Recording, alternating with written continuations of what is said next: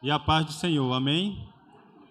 Sejam todos muito bem-vindos. Estamos dando início ao culto dessa noite, ao culto de louvor e adoração ao nosso Deus.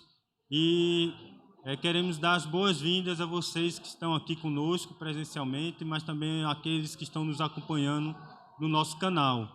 Que o Senhor possa falar aos nossos corações nessa noite, que possamos ser abençoados realmente, que possamos entender o que Deus tem preparado para as nossas vidas, mas que também possamos estar aqui para prestar um culto de adoração ao nosso Deus. Nós estamos aqui oferecendo as nossas vidas, a nossa adoração, o nosso louvor ao Deus que nós cremos e ao Senhor Jesus Cristo. Então, no livro de 1 Coríntios, capítulo 2, versículo 16, diz o seguinte: porque quem conheceu a mente do Senhor para que possa instruí-lo? Mas nós temos a mente de Cristo. Então é com esse versículo que nós estamos abrindo o culto dessa noite e vamos refletir sobre essa questão de nós termos a mente de Cristo. Você tem a mente de Cristo? Então eu peço aos irmãos, nesse momento, se coloquem de pé, nós vamos orar, dando início ao culto dessa noite. Após a oração, eu convido a equipe de louvor para estar conosco, nos dirigindo a alguns cânticos de adoração ao nosso Deus. Oremos. Senhor Deus, muito obrigado, ó Pai amado, por estarmos na Tua santa e maravilhosa presença. Te louvamos, ó Deus, porque o Senhor nos trouxe até aqui, a esse local, para juntos, ó Deus, prestarmos um culto de adoração ao Senhor. E te pedimos, ó Deus, que Tu possas estar abençoando cada parte desse culto, que Tu recebas o nosso louvor, a nossa adoração, as nossas ofertas e as nossas vidas, e que Tu possas, ó Deus, falar aos nossos corações nessa noite. Estamos aqui, ó Deus, de corações abertos, mentes e corações abertos, ó Deus, para escutar ao Senhor e para atender ao Teu chamado. Opera, ó Deus, nas nossas vidas nessa noite. Guarda-nos e livra-nos de todo mal. É o que nós te pedimos e te agradecemos, em nome do Teu Filho amado, Jesus Cristo. Amém.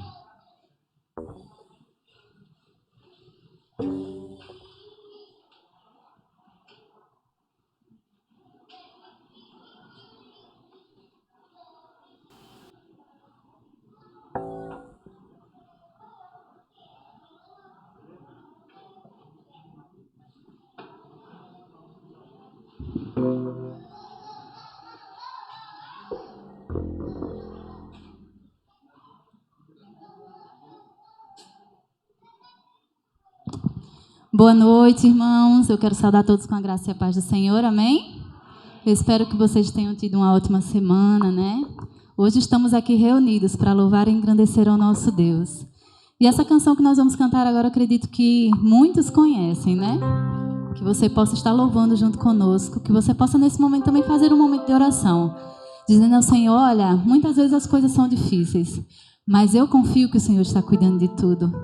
Né? Então vamos agradecer, vamos engrandecer a Ele, porque Ele merece o nosso louvor e a nossa gratidão.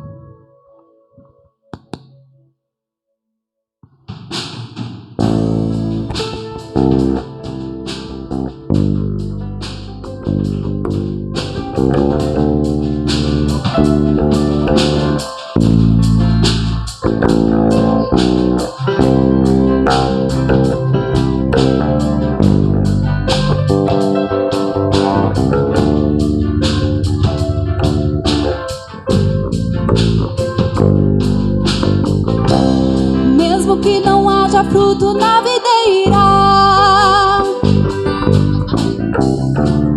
mesmo que não haja flores no jardim, até mesmo que a figueira não floresça, nem chova na terra e nem a erva cresça, há um Deus no céu olhando para mim.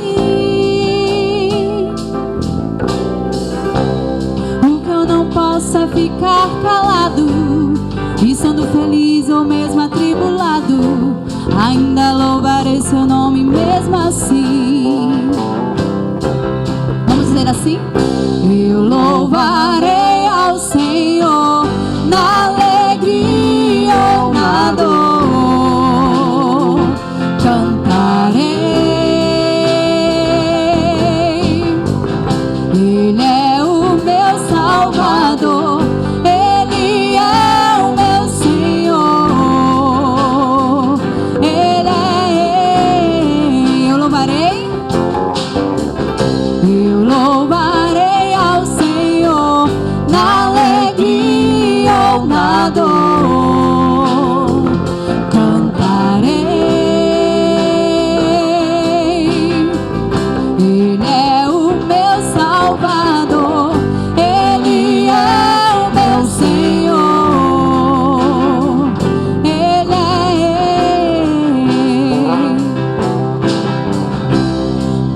que o fruto da figueira minta, mesmo que não haja chuva sobre a terra, mesmo que não haja flores do curral, mesmo que na terra sobrevenha o mal, eu louvarei a Ele na paz ou na guerra. Louvarei seu nome enquanto eu viver, e quando aqui da terra eu desaparecer, nem mesmo assim o meu louvor encerra. Eu louvarei ao Senhor na alegria ou na dor, cantarei. Ele é o meu Salvador, Ele é o meu Senhor, Ele é Ele. Eu louvarei ao Senhor na alegria ou na dor, cantarei. Ele é o meu Salvador, Ele é o meu Senhor, Ele é Ele. Amém? Vamos continuar juntos, louvando ao Senhor, exaltando esse Deus que confiamos, mesmo em meio às tempestades, às lutas, mas podemos dizer isso, né? Que temos um Deus que cuida de nós em todo momento. E eu quero convidar você a fazer essa declaração de fé e dizer: todavia me alegrarei. Não importa as circunstâncias, não importa as lutas, eu vou estar sempre louvando ao Senhor, sempre estando lembrando de que tem um Deus que cuida de mim. Vamos declarar esta mensagem com fé e com alegria sobre nossas vidas.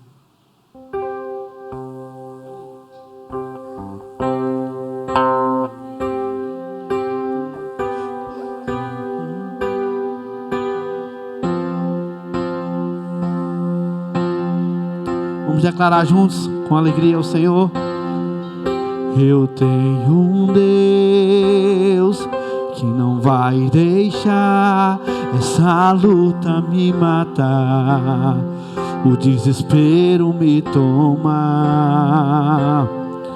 Por mais pressão que seja a situação, o controle ainda está na palma de suas mãos. Eu tenho Deus. Eu tenho um Deus que não vai deixar essa luta me matar, o desespero me tomar. Por mais pressão que seja a situação, o controle ainda está na palma de suas mãos. Choro duro uma noite, mas a alegria ela vem pela manhã. Declare isso na sua vida. O choro dura uma noite. O choro dura uma noite, mas a alegria ela vem pela manhã. Eu creio.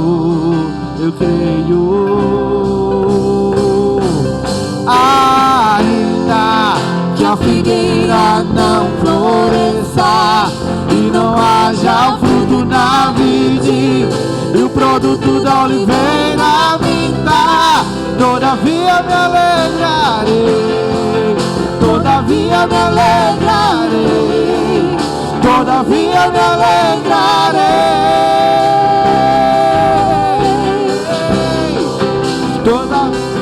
Ainda que a figueira não floresça e não haja o fruto na vide e o produto da oliveira minta, todavia me alegrarei, todavia me alegrarei, todavia me alegrarei.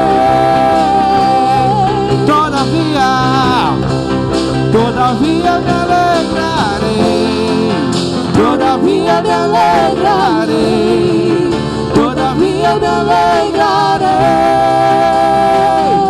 Declare: o choro dura uma noite. O choro dura uma noite, mas a alegria ela vem pela manhã. Eu creio, eu creio. O choro dura uma noite, mas a alegria ela vem pela manhã. Eu creio, eu creio. Quero convidar você a dizer ainda que a figueira não floresça e não haja o fruto na vide e o produto da oliveira minta, todavia me alegrarei, todavia me alegrarei, todavia me alegrarei, todavia me alegrarei, todavia me alegrarei, todavia me alegrarei. Quero convidar você a declarar: ainda que a figueira não floresça, ainda que a figueira não floresça, e não haja e o produto da oliveira minta, todavia me alegrarei. Declare isso ao Senhor com alegria: todavia me alegrarei, todavia, todavia me alegrarei, todavia me alegrarei, todavia me alegrarei. Aleluia.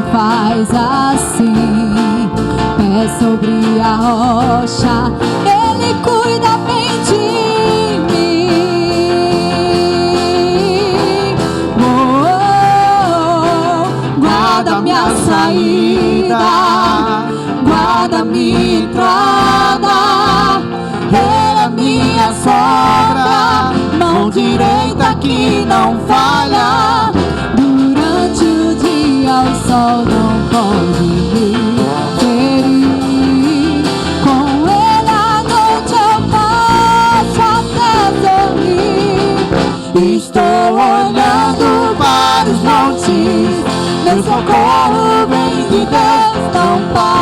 de olhar pros montes. Ele não descansa, ele é o guarda de Israel, rei da terra e é também dono do céu. Agora diga assim, que ele é o seu lugar seguro, ele é a sua proteção, ele é o Deus Todo-Poderoso da salvação.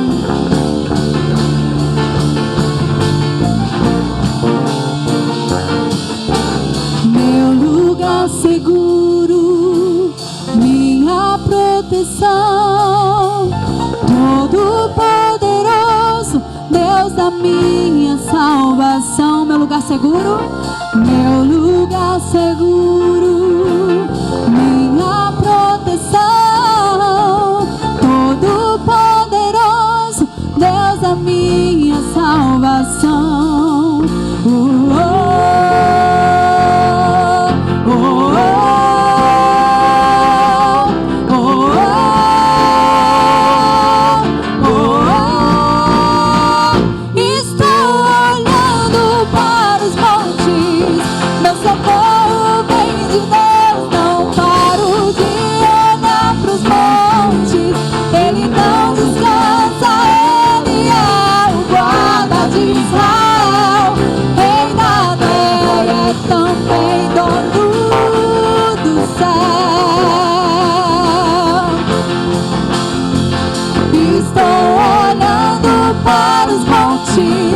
Meu socorro vem de Deus, não paro de olhar pros montes.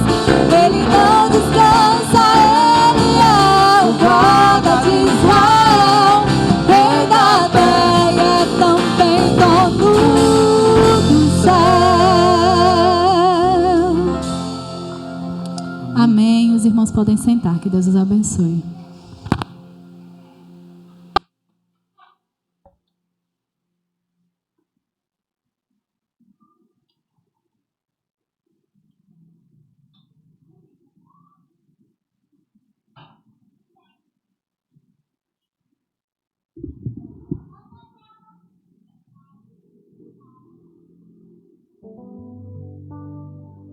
Meus irmãos, nesse momento nós faremos um momento de oração, um momento de intercessão.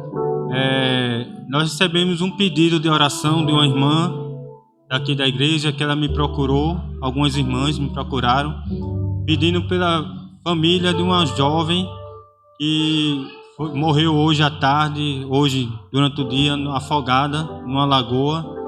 E essa irmã estava lá, né, presenciou tudo, e ela veio pedir para que a igreja pudesse estar orando pelos familiares dessa pessoa que faleceu.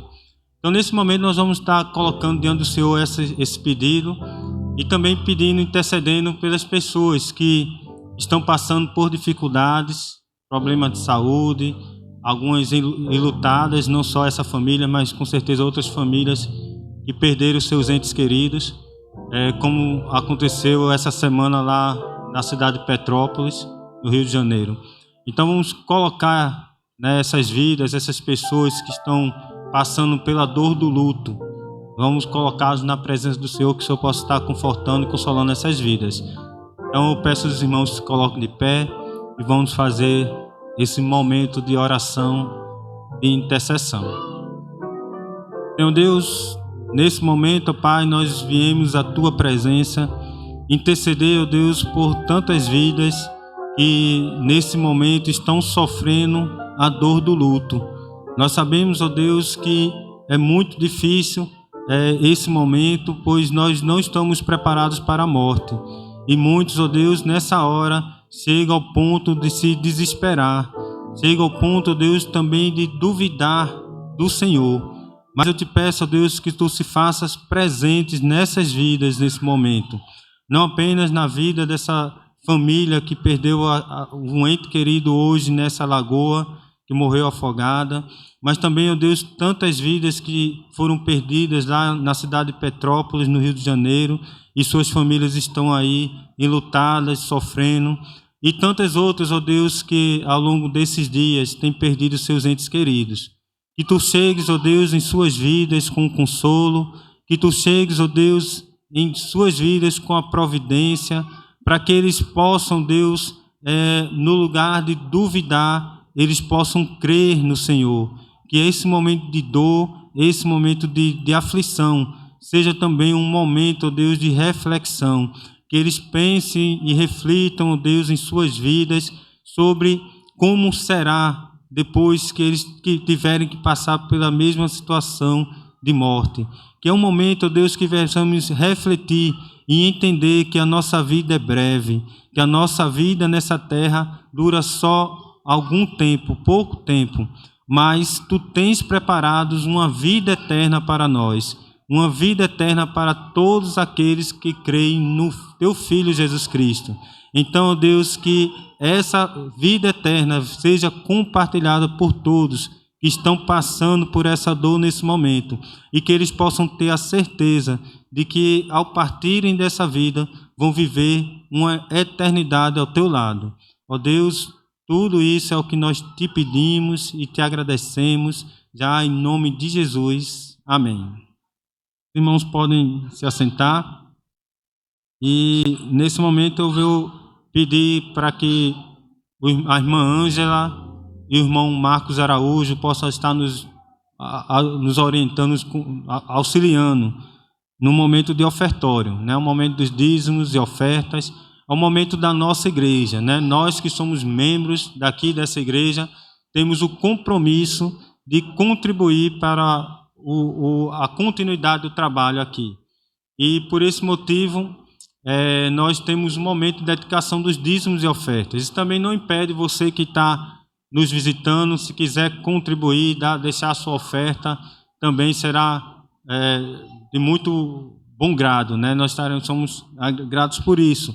Você que está nos assistindo no nosso canal aí, e também pode contribuir, pode fazer uma transferência bancária, e nós pedimos só que envie o comprovante da sua transferência para a nossa igreja, para que possamos contabilizar as entradas. Então, nesse momento, aqueles irmãos que vieram preparados, né, para dedicar a sua oferta, o seu dízimo, os irmãos vão passar recolhendo, e enquanto isso nós estaremos ouvindo aqui o som, um solo com a nossa irmã Andressa.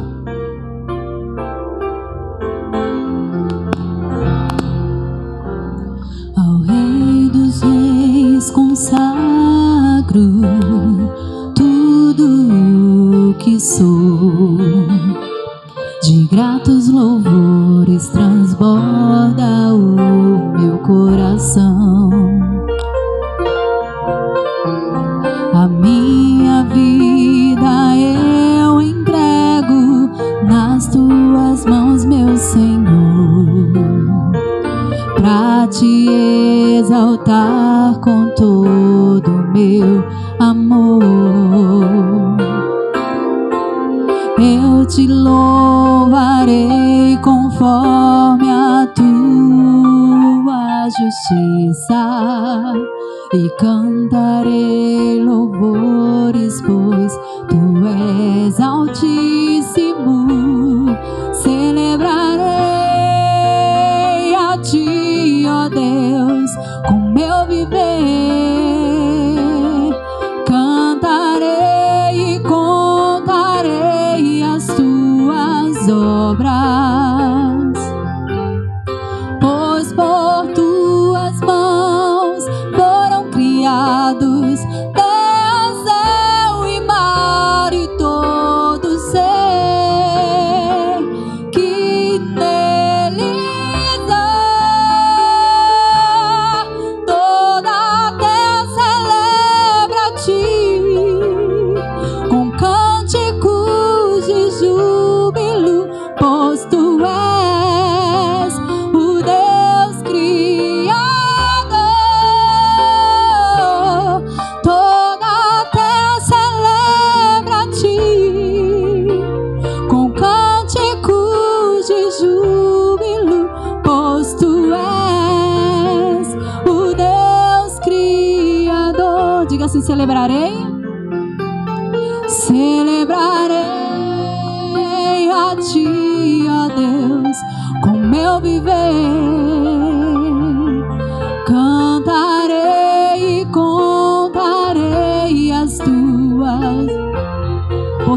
tuas mãos, pois foram criados terra, céu e mar e todo ser que neles há. Toda a terra celebra a ti com cânticos de júbilo, pois tu és o Deus Criador. Toda a terra celebra a ti com cânticos de júbilo, pois tu és o Deus Criador. A honra, a glória, a força e o poder ao Rei Jesus, e o louvor ao Rei Jesus, a glória, a força e o poder ao Rei Jesus, e o louvor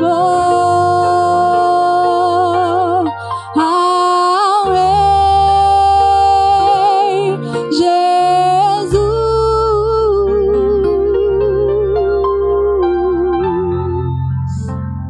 Amém. Deus os abençoe.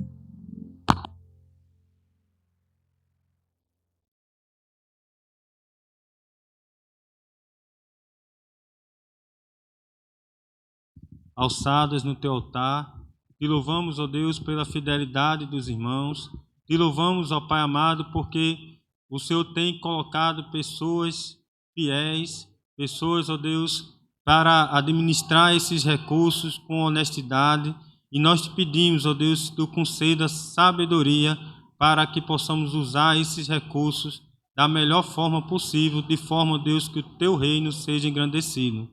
Ó Deus, que tu possa estar abençoando cada irmão, cada vida que Deus fez a sua contribuição, que nunca lhes falte o pão, que nunca lhes falte nada, mas que tu possa suprir todas as suas necessidades, não só desses, mas também daqueles que por algum motivo não puderam participar, mas que tu conheces e que tu possa estar abençoando assim toda a tua igreja. Ó Deus, nós te pedimos essas coisas e te agradecemos em nome de Jesus. Amém. Nesse momento eu peço para que venham aqui à frente algumas irmãs, a irmã Rebeca, a irmã Dulcilene e a irmã Eduarda. Essas irmãs vão estar responsáveis pelas crianças nessa noite. Então as crianças de 3 a 8 anos também já podem vir aqui à frente. Nós estaremos orando por elas, elas vão estar lá no momento do culto delas, onde será transmitida uma mensagem apropriada para a idade delas. Então, que Deus possa estar abençoando as professoras, que Deus possa estar abençoando cada uma dessas crianças em seu momento de culto. Pode ir.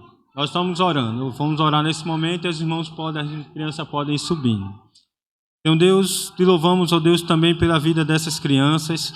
Te pedimos, ó Pai, que tu possa estar abençoando o momento de culto que elas terão lá em cima, o momento de estudo da tua palavra. Que tu possa estar capacitando as professoras, que tu possa também estar guardando, livrando de todo mal. É o que nós te pedimos, em nome de Jesus. Amém.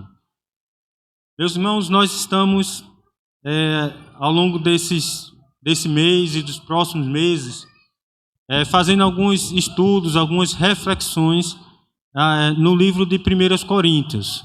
Aqueles irmãos que estão frequentando a escola bíblica dominical estão estudando o livro de 1 Coríntios, e aqueles irmãos que por algum motivo não podem chegar na escola bíblica, mas que têm acompanhado os nossos cultos, têm sido abençoados também com a reflexão nesse livro, né, nessa carta paulina.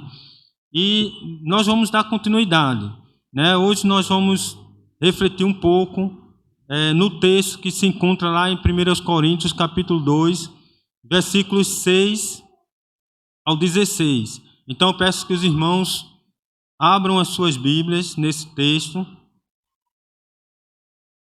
E enquanto os irmãos estão abrindo as suas Bíblias, eu queria só justificar a ausência do pastor Eliabe, né? O pastor Eliabe está em João Pessoa, né? Precisou ir para João Pessoa ontem, né? O seu filho, Vitor, ele iria prestar uma prova do concurso hoje, 2 provas, na verdade, uma de manhã e outra à tarde, né? Uma maratona, e o pastor levou ele, está com ele lá em João Pessoa, deve estar retornando amanhã.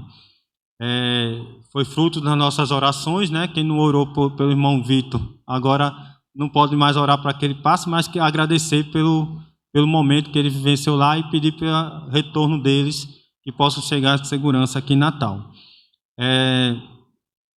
Nós vamos fazer essa leitura. 1 Coríntios, capítulo 2, versículos do 6.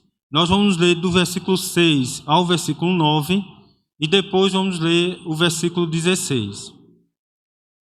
Todavia, falamos sabedoria entre os perfeitos, não porém a sabedoria deste mundo, nem dos príncipes deste mundo que se aniquilam, mas falamos a sabedoria de Deus, oculta em mistérios, a qual Deus ordenou antes dos séculos para a nossa glória, a qual nenhum dos príncipes desse mundo conheceu, porque se a conhecesse, nunca crucificaria o Senhor da glória. Mas, como está escrito, as coisas que o olho não viu, e o ouvido não ouviu, e nem subiram ao coração do homem, são as que Deus preparou para os que o amam. Versículo 16, porque quem conheceu a mente do Senhor para que possa instruí-lo? Mas nós temos a mente de Cristo. O tema dessa mensagem é: quem faz a sua cabeça? Quem faz a sua cabeça?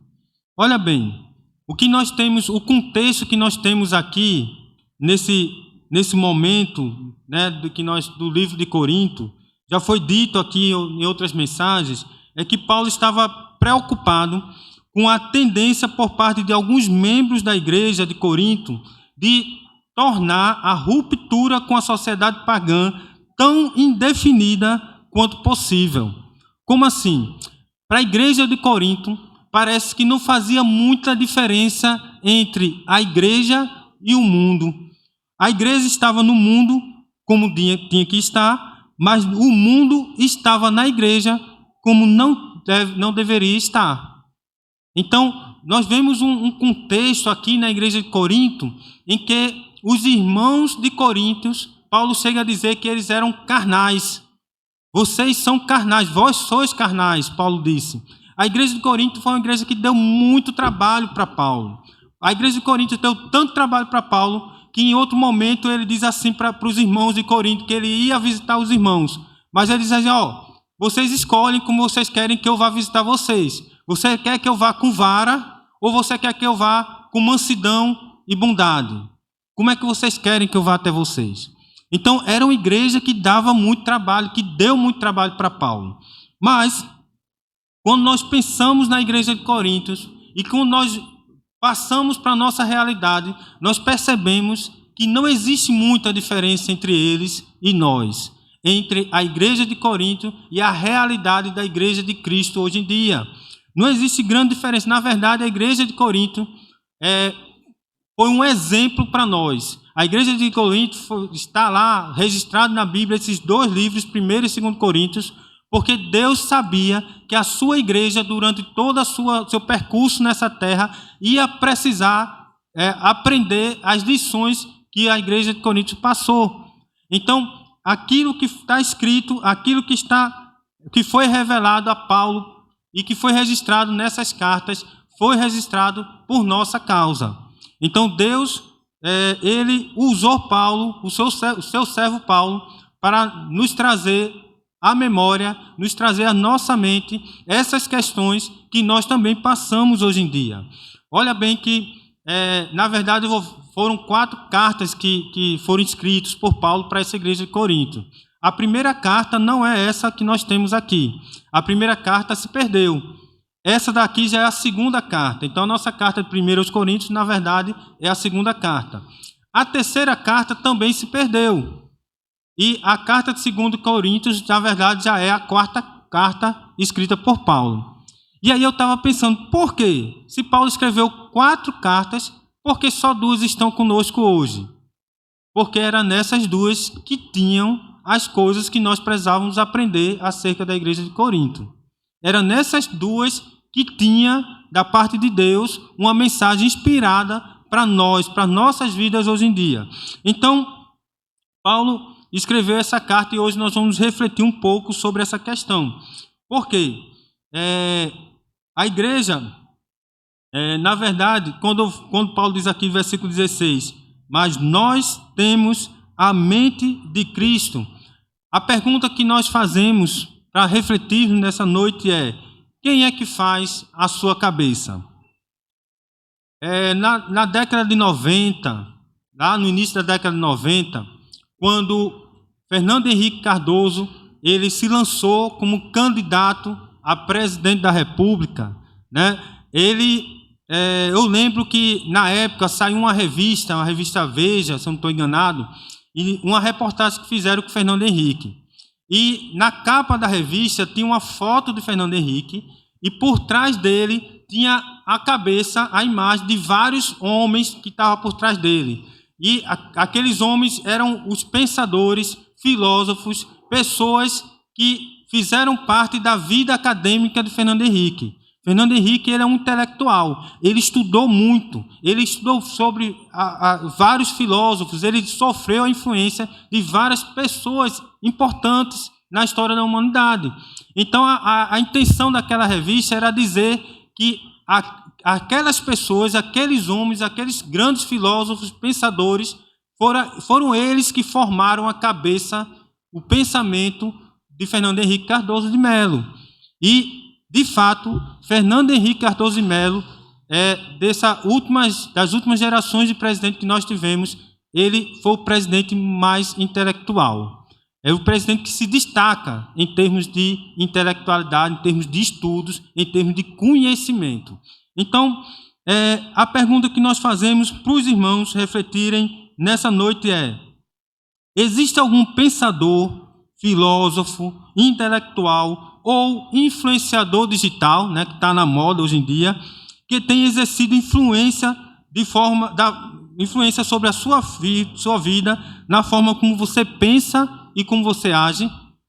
Quem é que tem feito a tua cabeça nesses últimos dias, nesses últimos tempos que nós vivemos? Por quê? Porque nós somos frutos do meio em que nós vivemos, né? Nós somos frutos do nosso intelecto, do conteúdo, da cultura, do conhecimento que nós adquirimos ao longo de nossas vidas. E isso tem influenciado não apenas a nossa vida individualmente, mas também tem influenciado a igreja. A igreja tem sido influenciada pelo mundo, né? Será que a igreja cristã hoje tem influenciado o mundo ou tem sido mais influenciada pelo mundo? O que tem levado as igrejas à prática mundana em seus cultos? Olha só, eu vi essa semana um vídeo de um satanista que tem uma rede social, tem um canal no YouTube, e esse satanista ele estava falando, criticando as igrejas cristãs. Olha só que absurdo. Nós estávamos sendo repreendidos por um satanista, porque ele mostrou um vídeo do funk evangélico. Uma igreja lá, onde os irmãos estavam tocando e dançando funk. E ele disse: igreja evangélica, igreja cristã, não é para isso não. O que é que está acontecendo com essas igrejas? O satanista dizendo isso. Então, eu fico me perguntando, a igreja tem influenciado o mundo ou o mundo tem influenciado a igreja? Né? Nós entendemos que a cabeça da igreja é Cristo. Cristo é a cabeça da igreja. Mas em algumas igrejas, infelizmente, nós temos percebido que não é Cristo o cabeça da igreja. Para algumas igrejas tem outras cabeças, outras pessoas pensando, mas não é Cristo. Então, esse é o contexto que nós vivemos hoje, né? E o versículo 16 que nós lemos diz: mas vós tendes a mente de Cristo. Esse vós tendes a mente de Cristo, Paulo está dizendo para a igreja de Corinto. Ele está dizendo também para nós aqui, para a nossa igreja. Ele está dizendo que nós temos a mente de Cristo. Acontece que existem, na verdade, dois tipos de pessoas na igreja. Como existia lá em Corinto, existe também aqui. Existem as pessoas que, de fato, têm a mente de Cristo e existem aqueles que não têm a mente de Cristo. Quando Paulo escreveu isso aqui para a igreja de Corinto, ele estava querendo dizer isso, que nós temos a mente de Cristo. Esse nós aí, ele não está generalizando, não. Ele está se incluindo, mas tem alguns outros que estão. Mas também nós vamos ver aqui no texto que nem todos tinham a mente de Cristo.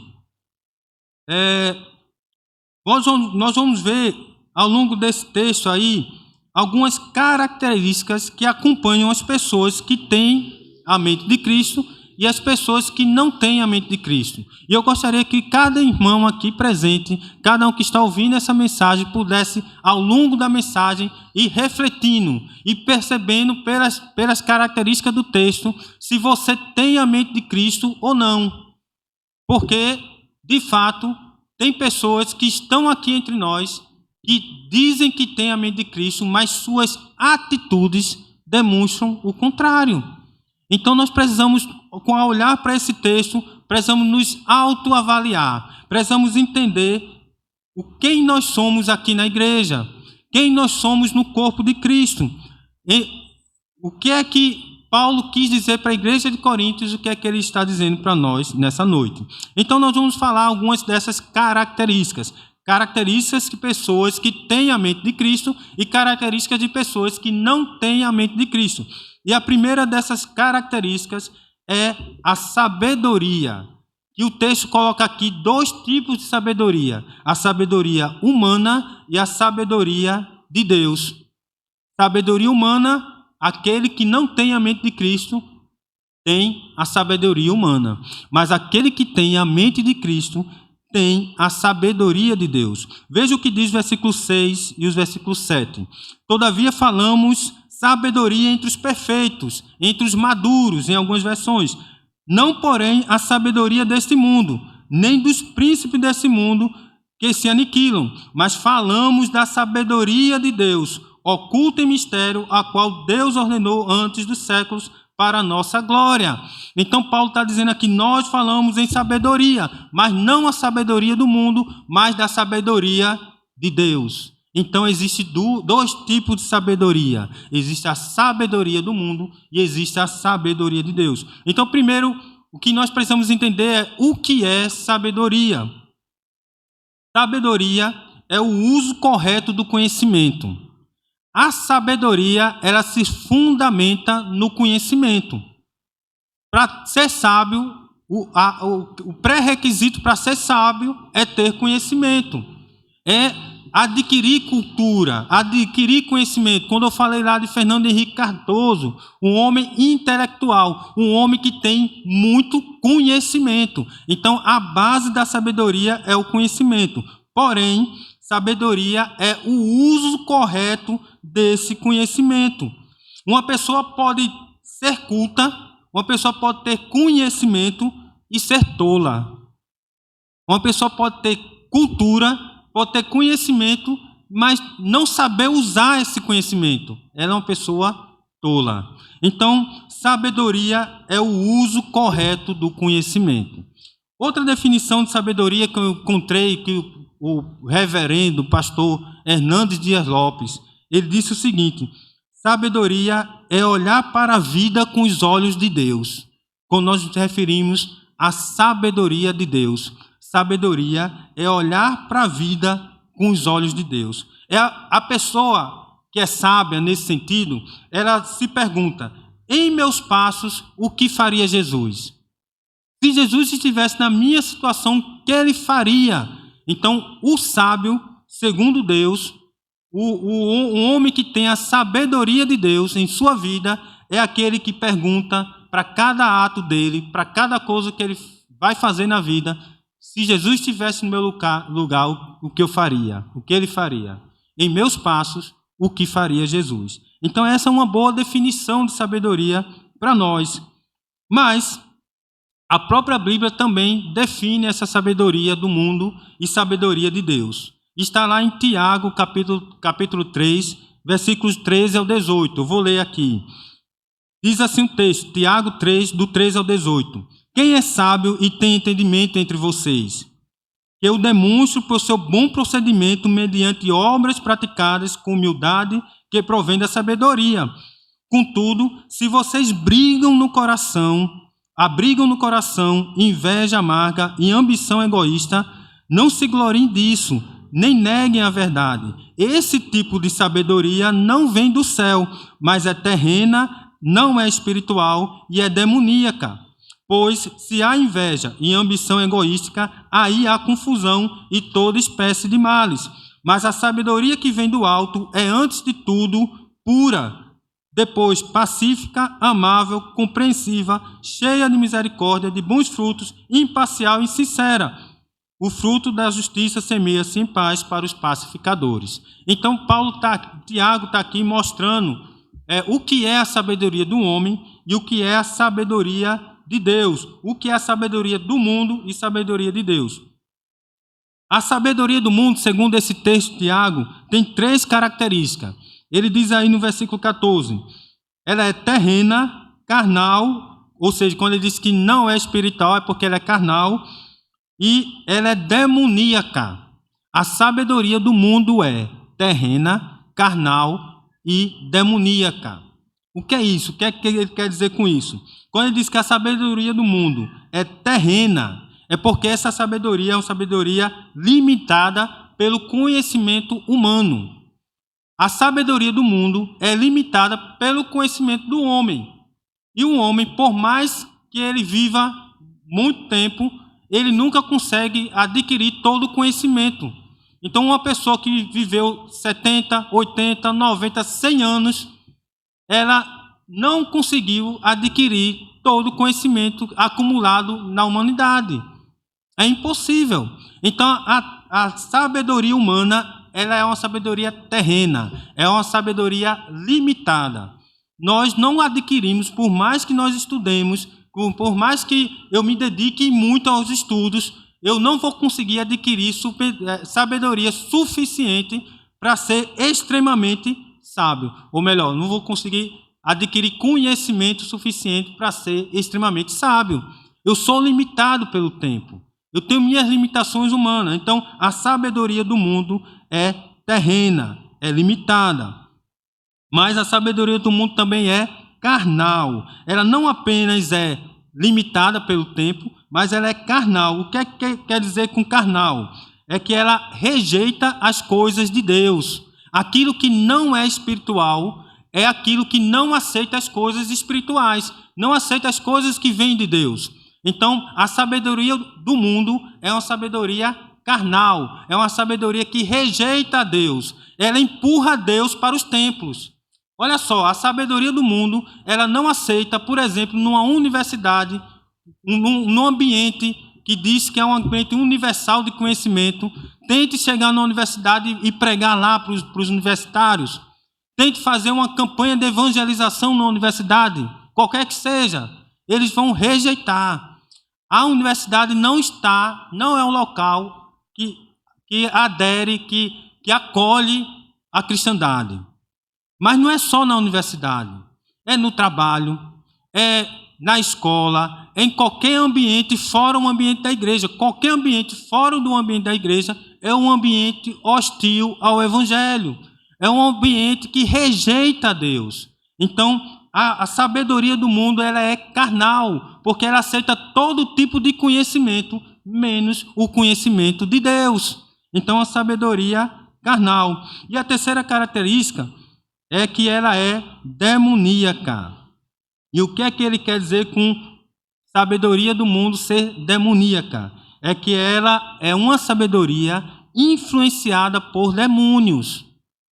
A Bíblia diz que o mundo jaz no maligno. A Bíblia diz também lá em Efésios capítulo 2, versículo 2, que o espírito que atua sobre os filhos da desobediência. Ou seja, existe um espírito maligno, que é o espírito de Satanás, que são os seus demônios, que atuam influenciando a vida das pessoas. As pessoas são influenciadas por demônios. Aí você vai dizer, eu estou chamando todo mundo de endemoniado. Não é bem por aí. A gente entende que o endemoniado é aquele que é possesso, né? Aquele que o demônio entra, que fica se debatendo no chão. Mas nem todas as pessoas são assim. Mas todos são influenciados. Sabe aquilo que aconteceu com Adão e Eva no paraíso? Adão e Eva foram influenciados por Satanás. Eles caíram na tentação porque eles se deixaram ser levados pela influência do mal. A sabedoria do homem sempre tende para o mal, sempre tende para a destruição. Por mais que boa que seja a intenção do ser humano, mas aquilo que ele cria, aquilo que ele faz, um momento ou outro acaba sendo usado para o mal. Não veja, por exemplo, a energia atômica, a energia nuclear, né? A maior fonte de energia que nós temos acesso aqui na nossa Terra é a energia nuclear. E a energia nuclear, se bem utilizada, ela pode ser utilizada para infinidades de coisas. Ela pode alimentar toda uma cidade, todo um país. Ela pode ser utilizada para fornecer energia elétrica, energia térmica e todo tipo de energia. Porém, o homem sábio, né, usando da sua sabedoria humana, usa essa energia para criar a bomba atômica e destruir milhares e milhares de vidas. Essa é a sabedoria do mundo. O mundo, no auge do seu conhecimento, no auge da sua ciência, após o iluminismo, com a influência de tantos filósofos, de tantas pessoas inteligentes, esse mundo se organizou de tal forma, entrou num conflito tão grande que gerou as duas grandes guerras mundiais. A Primeira e a Segunda Guerra Mundial é fruto da ideologia, fruto da ideia, da inteligência, do conhecimento do ser humano. Então, a sabedoria do mundo, ela é terrena, ela é carnal e ela é demoníaca porque ela se deixa levar pela influência do mal. Então, sabe aquela coisa, aquela voz, o que é que leva, por exemplo, um marido a trair a esposa? Por mais que ele ame a sua esposa, mas ele vai dando ouvido àquela voz que vai despertando nele o interesse por outras mulheres e ele acaba traindo. Um homem que, após ter traído a sua esposa descobre aquela traição, cria todo um clima de confusão na sua casa, se separa. E aí ele não aceita a separação, o que é que ele faz? Vai dando ouvido àquela voz, e vai matar a sua ex-mulher. Ele que causou a separação e ele agora vai e mata e comete um feminicídio. Então, o que é que leva uma pessoa, um homem que amava a sua esposa, trair e matar a sua esposa? Porque ele é influenciado por demônios. Existe uma hoste maligna que atua no mundo. E essa hoste tem levado o mundo de mal a pior. Por isso que a Bíblia diz que o mundo jaz no maligno. Então, essa é a sabedoria do mundo. Já a sabedoria de Deus. A sabedoria de Deus, ela é ampla, ela é maior. Por quê? Porque a sabedoria do homem vem da razão, do seu intelecto, do seu conhecimento. Entretanto, a sabedoria de Deus vem da revelação. Vamos voltar lá em 1 Coríntios, capítulo 2, vamos ver o versículo 10, diz assim: mas Deus nulas revelou pelo seu Espírito, porque o Espírito penetra todas as coisas, ainda as profundezas de Deus. O que é que eu quero dizer com isso? O que é que Paulo quis dizer com isso? É que a sabedoria de Deus, ela é revelada pelo Espírito de Deus. Diz o texto que ninguém conhece melhor um homem do que o Espírito do homem. O Espírito do homem que habita nele conhece tudo desse homem. E ninguém conhece melhor a Deus do que o Espírito de Deus. Então o Espírito de Deus conhece Deus em profundidade. E esse mesmo Espírito é quem nos revela a sua sabedoria. Então, a sabedoria de Deus é oriunda do Espírito de Deus que conhece todas as coisas. Então, se ele conhece todas as coisas e ele revela àquela pessoa que é espiritual a sua vontade, então ela consegue discernir, consegue entender melhor as coisas do que o homem natural, do que aquele homem que tem sobre si a sabedoria humana. Então, a sabedoria de Deus, diz o texto de Tiago, ela é pura, pacífica, amável, compreensiva, cheia de misericórdia, de bons frutos, imparcial, sincera, ou seja, sem hipocrisia. Olha só as virtudes da sabedoria de Deus. Enquanto a sabedoria do mundo tende para o mal porque é influenciada por Satanás, a sabedoria de Deus tende para a paz, para a pureza, para a amabilidade, para a misericórdia, para os bons frutos e para a sinceridade. Essa é a sabedoria de Deus. E a questão aqui que queremos colocar para os irmãos refletir essa noite é: qual sabedoria governa a sua vida? Por qual caminho estamos trilhando? Que tipo de vida estamos vivendo? E que frutos esse estilo de vida tem produzido em cada um de nós? Quais os frutos você olha para trás, para a sua vida, para as suas escolhas que você fez baseado nessa sabedoria que você tomou como norte para a sua vida, ou a sabedoria do mundo, ou a sabedoria de Deus. Então, olhe para trás e veja quais os frutos que você colheu dessa sabedoria. Se você tem colhido bons frutos, essa é a sabedoria de Deus, porque diz aqui que a sabedoria de Deus gera bons frutos. Mas se são maus frutos, é porque, infelizmente, você não tem feito uso da sabedoria de Deus, mas da sabedoria do mundo. Esse é o primeiro elemento que diz aí o texto de Corinto. O segundo elemento ele fala sobre o espírito do mundo e o espírito de Deus.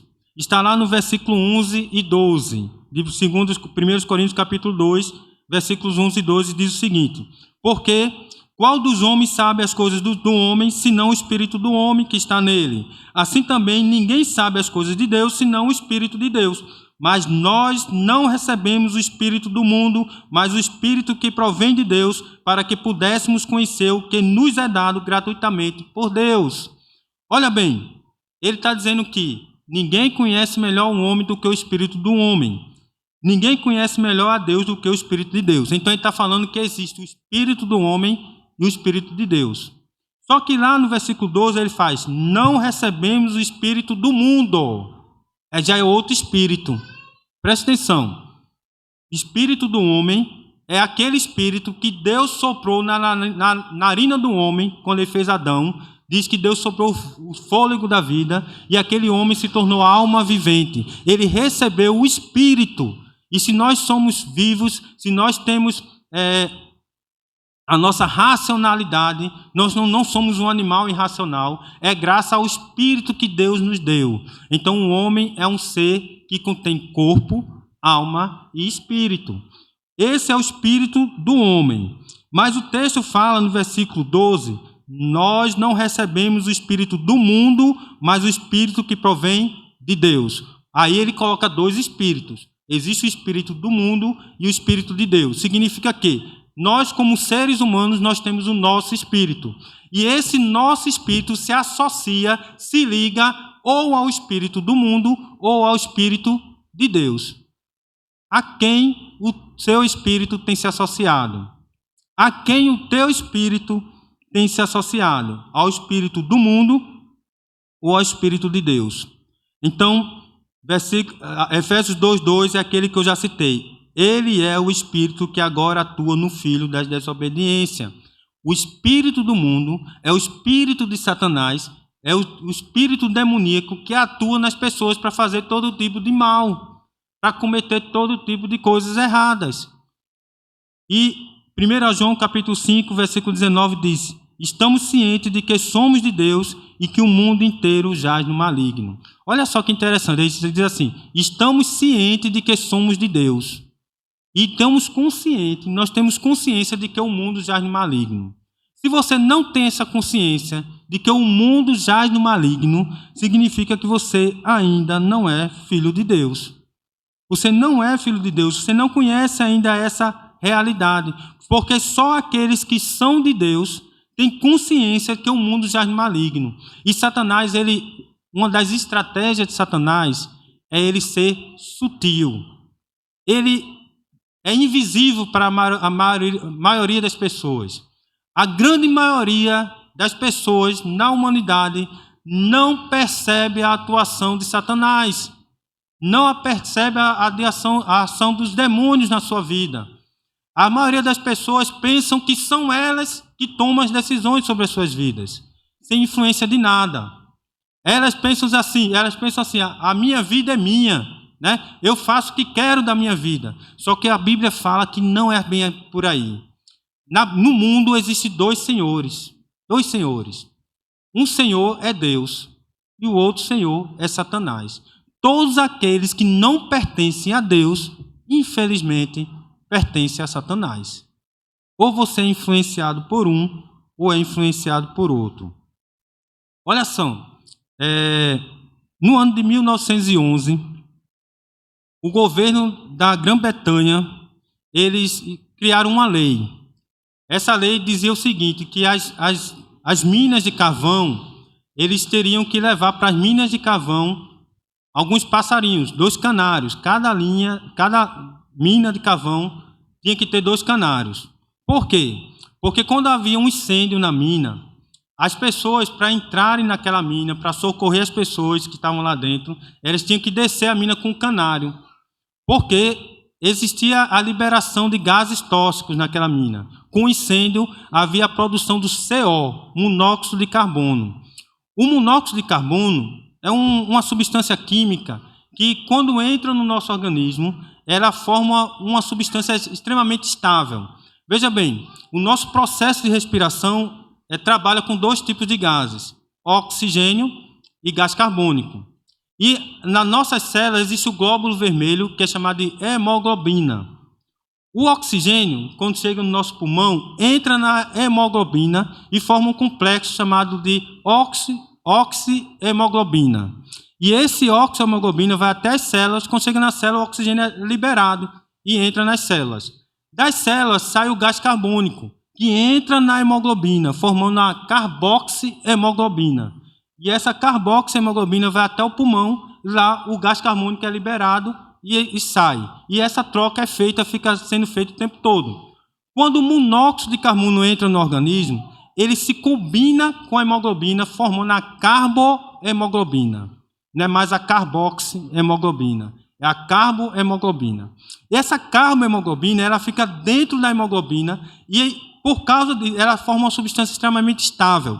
Então, o oxigênio não consegue mais entrar na hemoglobina, o gás carbônico também não consegue se associar com a hemoglobina. Significa que o organismo para de respirar, ou seja, a pessoa morre por asfixia. A maior causa de mortes em incêndios não é a queimadura, é a asfixia por causa da inalação do monóxido de carbono. Então, o governo britânico ele criou essa lei para que os mineradores entrassem na mina com os passarinhos, porque os passarinhos eram mais sensíveis. Então, quando os passarinhos começavam a ficar agitados ou morriam, eles sabiam que ali tinha muito monóxido de carbono, então eles saíam dali, né? Então, era uma forma deles perceberem a presença do mal, perceber a presença de um gás invisível. Acontece que com Satanás é a mesma coisa. Satanás ele é um mal invisível. Ele não quer se mostrar presente na vida das pessoas. Ele é sutil. Ele influencia e mata as pessoas. As pessoas estão morrendo e não sabem que é pela ação de Satanás. Essa semana, eu estava vendo uma notícia nas redes sociais e me deparei com uma situação que eu fiquei assim abismado. Uma menina de 16 anos, lá em Carnaubás, no interior aqui de Natal, ela foi para o dentista porque estava sentindo dor de dente. E lá o dentista percebeu que estava nascendo um dente sobre o outro. E aí o diagnóstico que o dentista deu para ela é que tinha que arrancar os dentes. Teria que arrancar porque estava nascendo um dente sobre o outro e ela ia ficar prejudicada. Essa menina ela saiu do consultório do dentista transtornada. Ela não queria ficar sem dente. E ela dizia assim: eu não vou ficar banguela. Eu prefiro morrer do que ficar banguela. Quando chegou em casa, mais ou menos umas 2 horas da tarde, ela chegou com essa conversa: eu prefiro morrer do que ficar banguela. 5 horas da tarde, o primo dela, andando pela casa, encontrou ela no quintal enforcada. Ela se suicidou por causa de um dente. E eu fico pensando: meu Deus do céu, o que é que influenciou essa menina a tirar a vida por causa de um dente? Isso é ou não é influência do maligno? Só Satanás mesmo para convencer uma pessoa de que é melhor morrer do que viver sem um dente. É coisa de Satanás, né? Não tem outra explicação. Então, as pessoas são influenciadas sutilmente. Elas não percebem a ação do inimigo, porque ele é sutil. Ele faz isso, ele não quer aparecer, mas ele está matando muita gente. Mas precisamos entender que essa mesma ação do inimigo também acontece conosco muitas vezes. Muitas vezes nós damos mais ouvido ao inimigo do que ouvido ao Espírito de Deus. Qual é o Espírito que tem dominado as suas ações? Você tem consciência de que pertence a Deus ou sente que ainda te falta algo para ter a paz com Cristo? Como é que está o seu relacionamento com Deus? Como é que está a sua vida com Deus? Quem tem influenciado a sua vida, as suas escolhas e as suas decisões? Então esse é o segundo elemento. Só revisando, o primeiro elemento é: quem tem a mente de Cristo tem a sabedoria de Deus.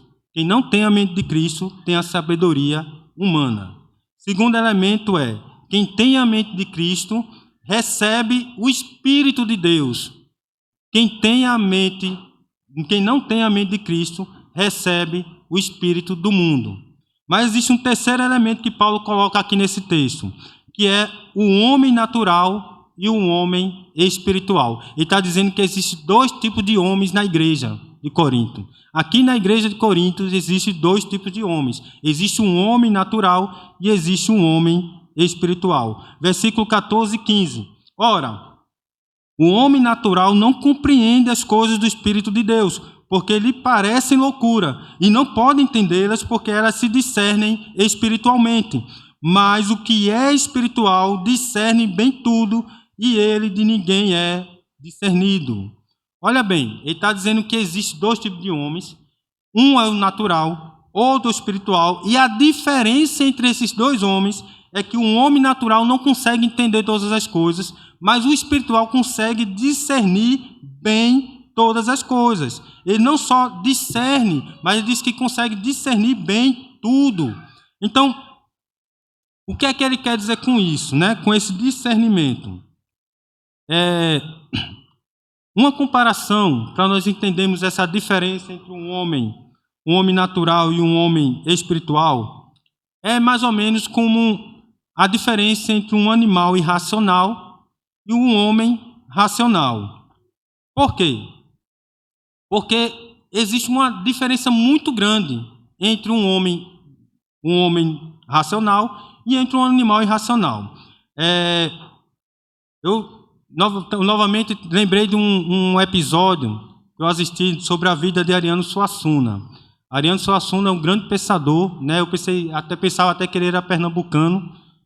Aí um dia ele foi dar uma palestra na escola onde eu trabalhava, lá em Pernambuco, na época eu era estagiário, e aí ele disse que era paraibano. E todos ficaram decepcionados, porque pernambucano é orgulhoso, né? O pernambucano se orgulha de ter grandes nomes no país. E Ariano Suassuna, embora tenha vivido muito tempo em Recife, mas ele era paraibano. Mas Ariano Suassuna era um camarada assim, muito inteligente, né? E existe um episódio, eu estava assistindo uma palestra dele, e ele disse que estava uma vez numa livraria lá em Recife, queria comprar um livro, e ele encontrou um livro de Friedrich Engels. Engels é um dos grandes amigos até de Karl Marx, né, um alemão, tal, muito conhecido. E o título do livro era Humanização do Macaco pelo Trabalho. Olha só o título do livro. Humanização do Macaco pelo Trabalho. E aí Ariano Suassuna disse: nunca mais eu leio nada desse homem. Nunca mais eu leio nada desse homem. Ele disse: ele está nos comparando com macaco. E aí ele fez uma dinâmica que foi incrível. Ele tirou da bolsa dele um prendedor de roupa. Prendedor de roupa. E ele disse assim, olha, o camarada que fez um prendedor de roupa é um gênio. Por quê? Porque ele pegou 2 pedaços de pau, botou um sobre o outro, pegou um pedaço de arame, dobrou engenhosamente e fez isso. Aí a gente aperta, ele abre. A gente solta, ele fecha. Né? Aí ele disse, nós podemos até ensinar o macaco a fazer isso. Apertar, abrir, soltar, fechar. Mas vai passar mais de 500 mil anos e nunca um macaco vai conseguir fazer um prendedor de roupa. Né? Por quê? Porque o macaco não é um ser racional. O macaco é um ser irracional. Então, perceba a diferença absurda que existe entre um animal irracional e entre um homem racional. Essa mesma comparação pode ser feita quando nós comparamos um homem natural do homem espiritual. Mas antes que você pense que um homem espiritual é muito mais inteligente, é muito melhor do que um homem natural, não é isso não. Não é. Por quê? Porque os dois são feitos da mesma natureza. Os dois são homens. Então, a diferença é que o homem espiritual tem sobre si o Espírito de Deus. E o Espírito de Deus conhece todas as coisas, toda a profundeza de Deus. Então, é o Espírito de Deus que revela a esse homem todas as coisas. É o que diz o texto aqui. O texto diz que o que é espiritual discerne bem tudo e ele de ninguém é discernido. Por que ele consegue discernir bem tudo? Porque ele tem sobre si o Espírito de Deus. O Espírito de Deus revela todas as coisas a ele. Então, não é baseado na minha mente, na minha capacidade, na minha inteligência, que eu sou superior, eu sou melhor do que um homem natural. Nunca. Eu sou até pior do que um homem natural. Se for comparar sabedoria humana com sabedoria humana, eu sou pior do que muitos aí. Mas um homem espiritual tem sobre si o Espírito de Deus. Então, um homem espiritual, ele não se vê, ele não se vangloria em seu conhecimento, em sua habilidade ou sua sabedoria, pois ele reconhece que o que ele tem vem de Deus, é Deus quem o dá. Agora, tem uma característica no homem natural que é muito diferente do homem espiritual. Veja bem, o homem natural ele não compreende a profundidade do Evangelho. Por quê? Pois mesmo compreendendo o plano de salvação, mesmo entendendo, Jesus veio para morrer naquela cruz. Jesus morreu sem cometer nenhum crime. Jesus foi um homem justo que morreu naquela cruz e ele não merecia aquilo. O homem natural até aceita isso. Ele reconhece essas coisas, mas ele não aceita o ato de que aquela morte foi por causa dele. O homem natural não aceita o fato que Jesus morreu por causa dos pecados dele. Ele rejeita isso. Ele pode até entender, mas ele rejeita, ele não quer isso. Já um homem espiritual, ele não apenas entende isso, como ele crê nesse ato para a sua salvação. Um homem espiritual, quando vê a cruz de Cristo, ele reconhece que Jesus morreu no seu lugar, e ele crê nisso e é salvo. O homem natural, ele rejeita a cruz de Cristo. Então, isso é uma diferença muito grande entre um homem espiritual e um homem natural. E a pergunta é, que tipo de homem você tem sido? Você tem sido um homem espiritual ou natural? O que as pessoas, veja bem isso aqui, o que as pessoas dizem de você? Elas veem em você uma pessoa humilde, pacífica, misericordiosa, amável, compreensiva e sincera? Porque a tendência do homem natural é dizer que eu sou amável, eu sou misericordioso, eu sou uma pessoa que eu não tenho preconceito de nada, né? Eu não sou racista, eu não sou uma pessoa que trata mal os outros. O conceito que você tem de si mesmo não é parâmetro para percebermos se você é um homem espiritual ou um homem natural. Mas o que as outras pessoas veem em você? O que é que as pessoas veem em você? Vê realmente que você é uma pessoa humilde, pacífica, misericordiosa, amável, compreensiva e sincera?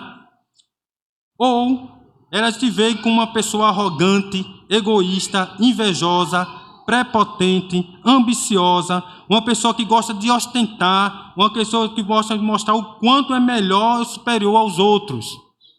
Se as pessoas te veem com essa característica, você é um homem natural.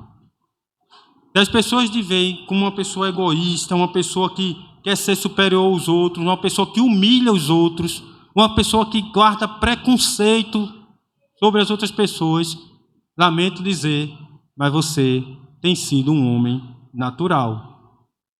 Então, a característica das pessoas que têm a mente de Cristo é: elas têm a sabedoria de Deus, elas têm sobre si o Espírito de Deus e ela é uma pessoa, um homem espiritual. Essas são as características das pessoas que têm a mente de Cristo.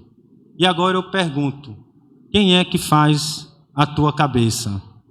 Você tem a mente de Cristo? Você tem essa mente? Versículo 16 diz: porque quem conheceu a mente do Senhor para que possa instruí-lo? Mas nós temos a mente de Cristo. Você se inclui nesse nós? Nós temos a mente de Cristo.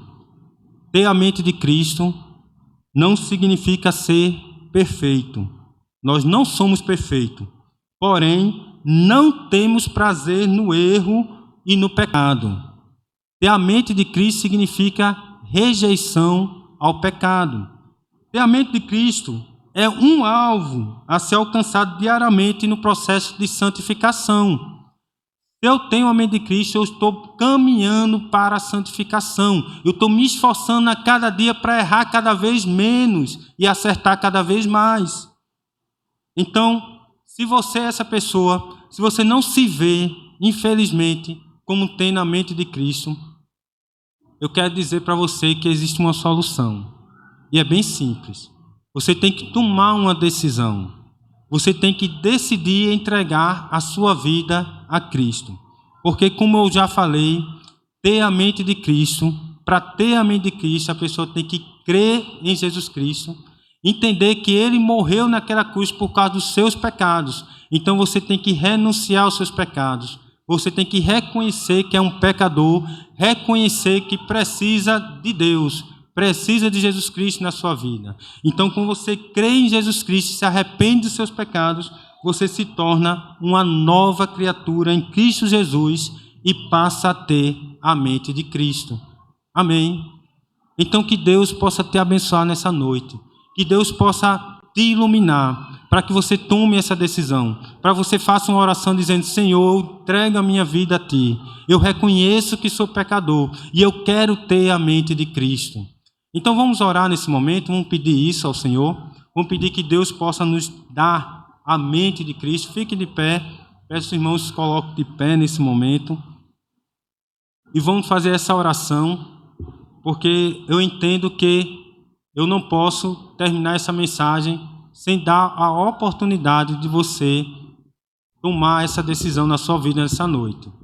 Você precisa, se você sente que não é esse homem espiritual, se você sente que tem sido influenciado pelo mal, né? Se você sente que a sua sabedoria que você tem usado até hoje é a sabedoria do mundo e não a sabedoria de Deus, eu peço que você renuncie nesse momento esse tipo de sabedoria e abrace a sabedoria de Deus em sua vida.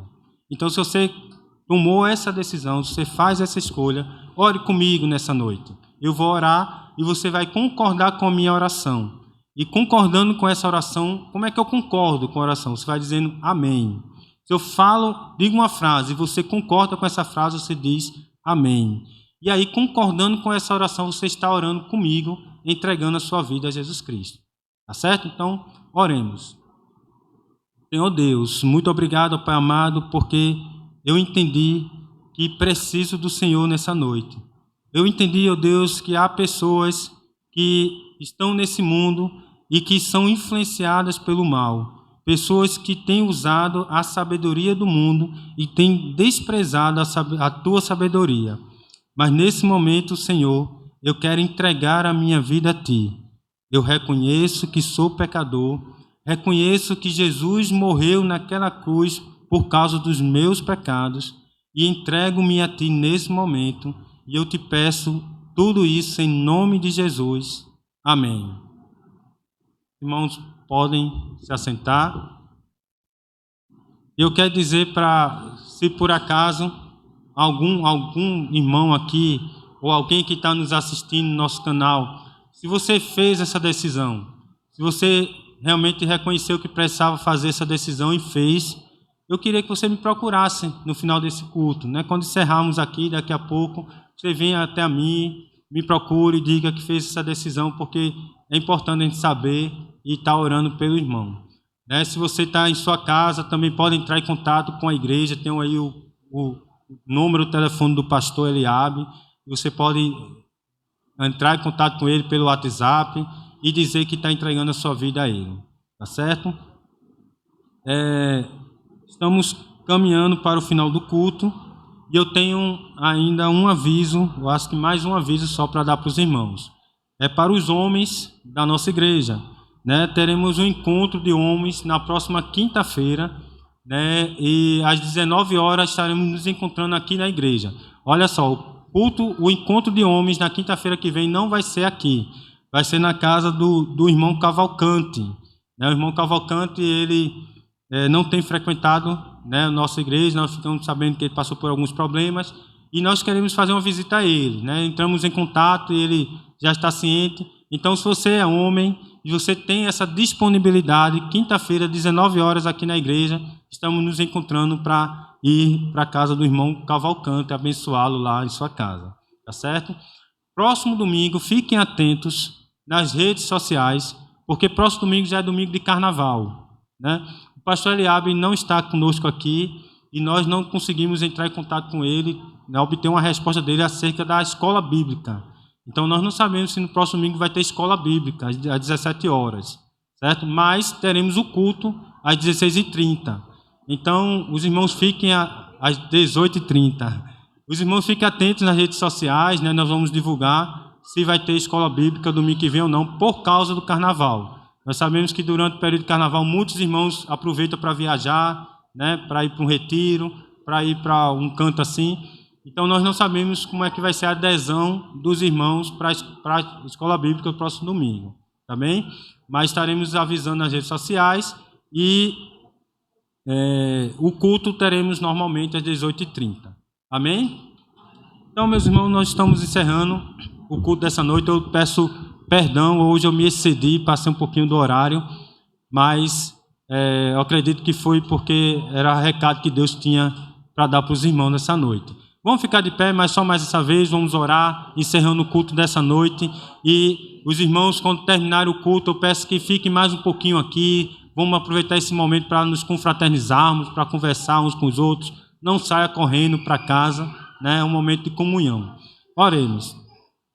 Meu Deus, muito obrigado, ó Pai amado, por esse culto prestado ao Senhor.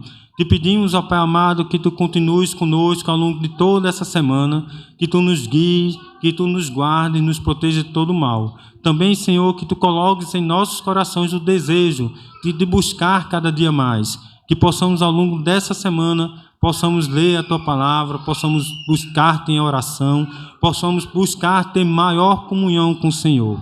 Abençoa, Deus, cada família aqui presente. Guarda-nos, livra-nos de todo mal. É o que nós te pedimos e te agradecemos em nome do Teu Filho amado Jesus Cristo. Amém.